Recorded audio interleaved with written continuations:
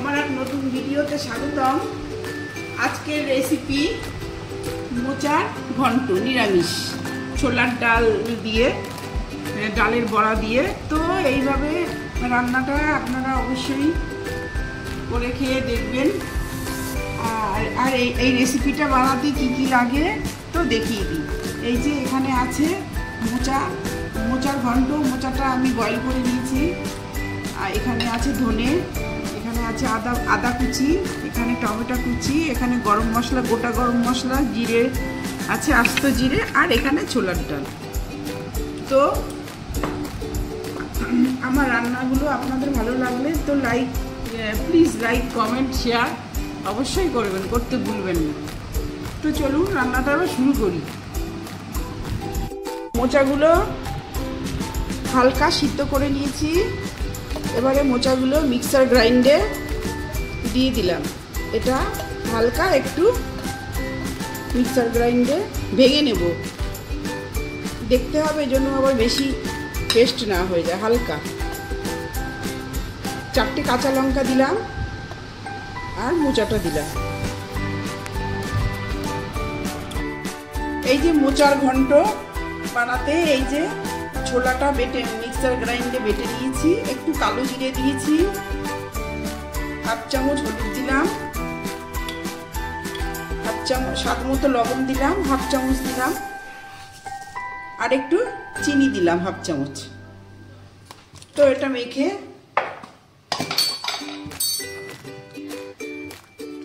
এইভাবে মেখে নেব ভালো করে। এই মোচার ঘন্টে এইভাবে ছোলার ডালের বড়া করে দিলে, নিরামিষ রান্না করলে খেতে খুব সুন্দর লাগে। হয়ে গেছে এটা।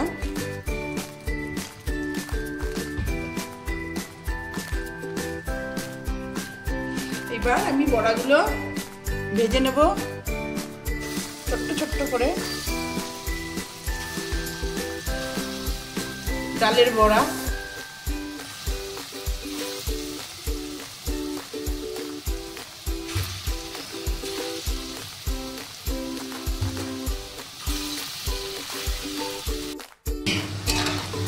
আমার এই ছোলার ডালের বড়াগুলো ভাজা হয়ে গেছে। এবারে তুলে নিচ্ছি।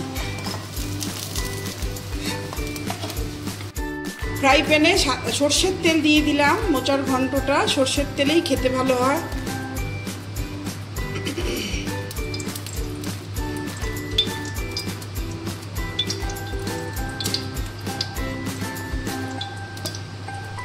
শুকনো লঙ্কা ফোড়ন দিলাম।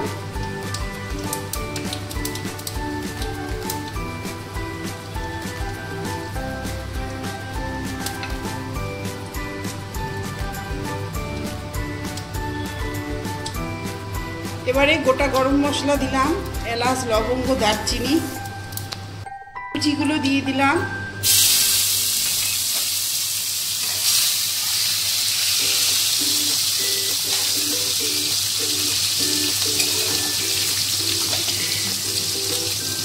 একটু জল দিলাম।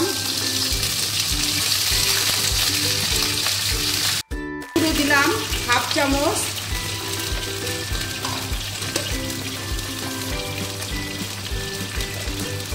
জিরের গুঁড়ো দিলাম 1 চামচ। এখানে আদা কুচি দিলাম।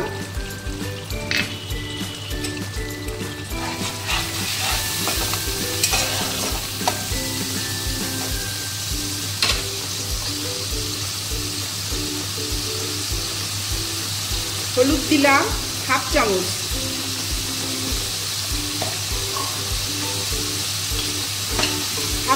স্বাদ মতো লবণ দিলাম।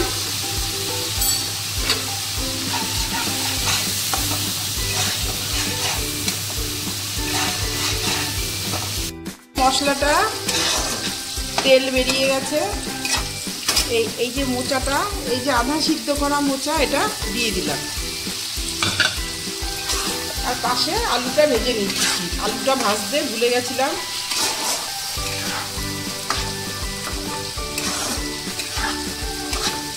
এটা এইভাবে কষাতে কষাতে আলুটা ভাজা হয়ে যাবে।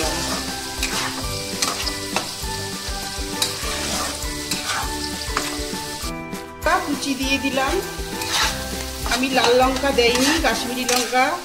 বন্ধুরা আপনারা চাইলে লাল লঙ্কার গুঁড়ো দেবেন, আমি দেইনি। আর এইদিকে আমার আলুটা ভাজতে ভুলে গিয়েছিলাম, পাশে ভেজে নিয়েছি। এবার এটা দিয়ে দিলাম।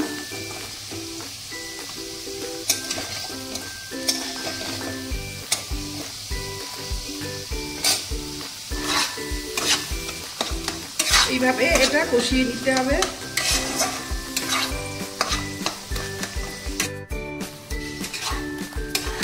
এই যে এই মোচার ঘন্টটা এটা কষানো হয়ে এসছে। এবারে এই ডালের বড়াগুলো দিয়ে দিলাম।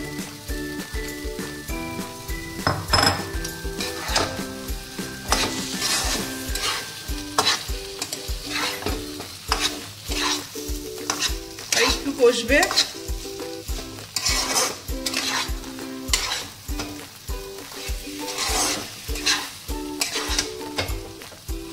আমার হয়েই এসছে।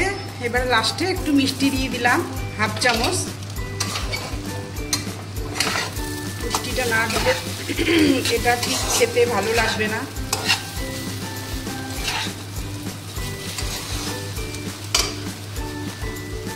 ঘি দিলাম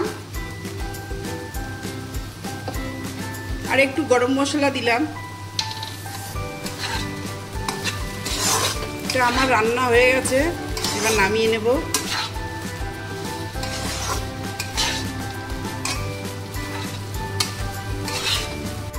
রান্না রেডি, এবার আমি নামিয়ে নেব।